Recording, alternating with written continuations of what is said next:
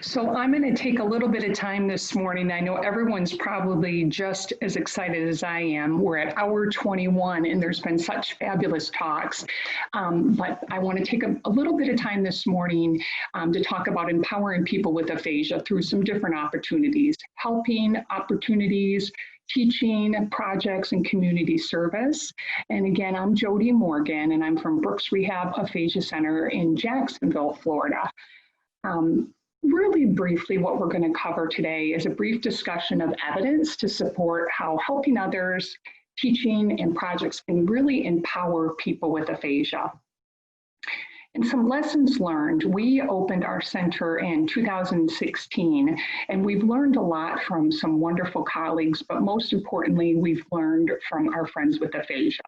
So some of our lessons learned and pearls of wisdom for anybody out there, OT, PT, speech, mental health counselors, people who are just dedicated to helping others with aphasia. So just some pearls of wisdom to kind of talk about our groups and how we've changed over the course of years, and then share some ideas and projects that hopefully inspire some of you out there to empower your friends with aphasia or people with aphasia.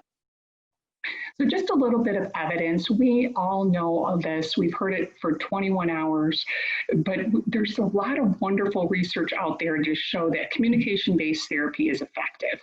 The one thing I think that's important is we communicate a lot, all of us do, more when we lead or when we teach. I definitely can feel that when I teach something, I feel like I learn the information a lot more. Client involvement has a positive outcomes in terms of compliance, motivation, satisfaction, and engagement.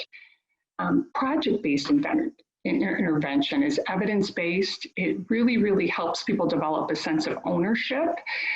Using project-based intervention to empower your friends with aphasia can help people to renegotiate their identity and redevelop self-concepts and self-worth. And Melissa Capo did a wonderful job on podcast number 30, I believe it is. And so if anyone wants more information about project-based intervention, she does a phenomenal job on that podcast. If you involve people with aphasia in community services and different things, it can encourage altruism, universality, socialization, and hope. And then quality of care is a lot of times better than quantity. So some of the lessons we have learned at our Aphasia Center is really to facilitate and empower rather than teach. And again, we opened our center and we went to the very first Aphasia Access Conference in 2015 in Boston. And that really was a catalyst for my colleague and co-founder Flo Singletary and I, and really made us think about things. When we first went into this, I think we thought we would be teaching instead of actually facilitating and helping empower people with aphasia. Project-based intervention works. Our end product for project-based intervention, whatever it may be, if it's a project to develop a handout, if it's a project to make a video, if it's a project to educate the public, the end product is designed to help others, and it's really tied to self-worth and quality of life. We've seen some really amazing changes in folks with project-based intervention at our home. Learning about the members and their interests, really listen to people with aphasia. Choices and saliency matters. If it's important to people with aphasia, then it's important. And just sit back and really listen to what they want to do and what's important to them. And that shifts. We've had changing of the tide as new people have left and new people have come into our center or our groups. Those changes have really have come up where they don't want to do that anymore, or this is more important to them. Share ideas among each other and learn. And our center has really noticed a lot of increase in confidence, independence, discourse. We've just talked about how important discourse is, friendship, and participation in life. So I'm really just going to talk really quickly about two groups, member-led groups that were really facilitated, thought up, created, and led by members. And then I have a colleague, a wonderful colleague, Kayla Foraker, who is going to be speaking at 7:45 about another one of our groups that is really project-based intervention as well. One of our groups is, of course, a travel group, and this one is a wonderful group to facilitate pre-COVID in person, post-COVID online virtual groups. So we're now running a lot of groups online. We run about 5 groups a week online, including some groups with mental health counselors and music therapists, travel groups, there's all sorts of things. But I wanted to mention a couple of our groups that we run. One of them was Travel with Henrika. And Jodi, yes. I'm so sorry to interrupt you, but we're not seeing your screen if you're sharing. Oh, I've been sharing, so let me go back. Apologies on that. That's okay. Let me go back and make sure here. And just tell me if it pops up and I can just quickly go back. Are you seeing it now? Sure. Yes, you're there now. Okay. Perfect. That is really weird. Okay, thank you. Sorry about that. I was just going to town. No worries. All right, so here's a lot of my slides here, and I'll just quickly go ahead and we get to the good part, the visuals here about this Travel with Henrika. She's one of our phenomenal members, and she decided that after her stroke, she wanted to go back to Poland. She's from Poland originally, but unfortunately, when she went to visit Poland for the first time, that was where she had her stroke. And it was really a very emotional and traumatic time for her, but it really motivated her to think that she could share this experience with other members, because she wanted to really show others that you can travel with aphasia, you can go to another country with aphasia, and you can go back to where you had something happen and show them how much you've improved, because she had a pretty severe stroke. She went to Poland by herself. Her husband, of course, was back in the States. He was a physician and he did not know how to speak Polish. So when she had a stroke, there was a few days where there was no communication. So it was a pretty tough story, but she really worked hard. She wanted to share that travel tips with people with aphasia. She led the group, she dialogued and journaled and shared pictures, and it was really powerful. And again, this can be something done virtually, or it can be done in person. Another member-led group that was really, really very valuable. One of our members, Liz, came to us and said that she knew a lot about family history and wanted to share, but she was really nervous about getting in front of the other members and sharing, but she was really motivated to do it. So we sat together and we planned some things out, and she was a graphic designer. And she said, I don't want to touch a computer. I'm scared of the computer after my stroke. But you can help me. So we would sit together, and after about 2 or 3 lunch hours, she literally couldn't stand it anymore because she was way more knowledgeable than I was with making presentations, and she kind of pushed me aside and took over. And then after a few weeks, started leading the group, wanted me right there with her.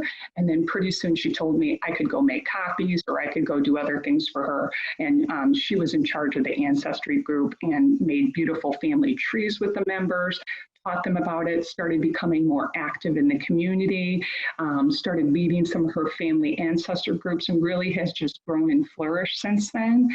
So it was a wonderful way to empower her, and she did a beautiful job. Another project that we did in the community was, again, member-driven. Our Friends with Aphasia said they wanted to do more with rescue animals and with the Humane Society. And we talked about how reading is so powerful, especially to some of the rescue dogs. So we worked with the Humane Society to do something called positive reading, and they have been so supportive. We go to the Humane Society, we teach other people about aphasia, and then we read out loud to the cats and dogs and settle them down. And it's really one of the most amazing things when they get back on the bus and they say, I did it, dog, settle down, cat, sleep.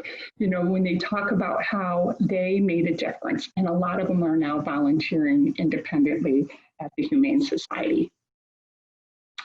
Really quickly, Starbucks was another avenue that was extremely important to a lot of our coffee drinkers. We have a Starbucks a quarter mile down the road and one 2 miles down the road, and they hated the menus, and they loved the product, but they didn't like the menu. So a couple of our members and one of my colleagues, Melissa, went down to Starbucks and they talked to them, and pretty soon relationships developed, and we all of a sudden we had a wonderful conversation with some of the folks you can see in this picture over here. We had a wonderful conversation with Starbucks, and we trained their staff on how to communicate with people with aphasia. And then you can see that Starbucks came to us, taught us about cold brew. We all got caffeined up. It was a wonderful thing. And we taught them communication strategies. They taught us about all the wonderful different types of coffees. So that was a great experience. And of course, it was advocacy and community education, and really was very, very empowering for our members. So last but not least, I want to go here and just show one of the great products that our members provided. And this was a video that our members designed and created. And it really explained aphasia. They wanted to make something to give others hope. So they really wanted to give a video to tell others about what is aphasia and hope. So they designed this, they created it, and really made this for others with aphasia. So it's just a 3-minute video I'm going to show you, and then I can wrap it up. Jodi, while we're waiting for your video to load, would you mind just, I'm going to go to Todd's question. I think it's always a good one to put out there. What? Okay, Jess, you're not seeing the video at all? We're seeing a buffering screen. Okay, let me try. Can I try one more time really quickly, or do I not have time? Go for it real quick. Okay. Nothing? Nothing on my end. All right, well, I'm going to encourage, can you see back to my PowerPoint now? There's your PowerPoint, yes. Okay, well, I'm going to encourage everyone. This was a fantastic video. I do not know why it's not showing for you guys, but just encourage everyone to watch this fantastic video from our friends with aphasia. And I'm just going to wrap it up and see if there's any questions. I'm so sorry you couldn't see that. But just really think about empowering your friends with aphasia, and never doubt that a small group of thoughtful, committed citizens can change the world. Indeed, it's the only thing that ever has. So just hopefully empowering people out there to really think about getting people involved in the community and academics and different things, so that they can really, really share what they have and just have a better quality of life. Thank you very much for sharing, Jodi. I apologize if you hear noise in my background. Apparently it's trash day. Sorry about that. That's okay. That's all right. But yes, thank you very much for sharing, Jodi. We really appreciate you joining us for the teach-in. So sorry we couldn't see that video. That was the best part. Yeah. If you send me the link, I can make sure to post that so that people can. Sure, I absolutely will. Of course. But yeah, it's always, I remember listening to your podcast episode as well. So I think I don't know how to word this exactly, but I like hearing you talk about, you're passionate about what you talk about. Oh, well, yeah. When you're speaking, especially to a whole bunch of people. Oh, well, thank you. I'm just really honored, and it's an honor. Like I've been listening to these talks, and there's so many brilliant, amazing, passionate people. It makes me so proud to be a part of Aphasia Access and proud to be a part of this community.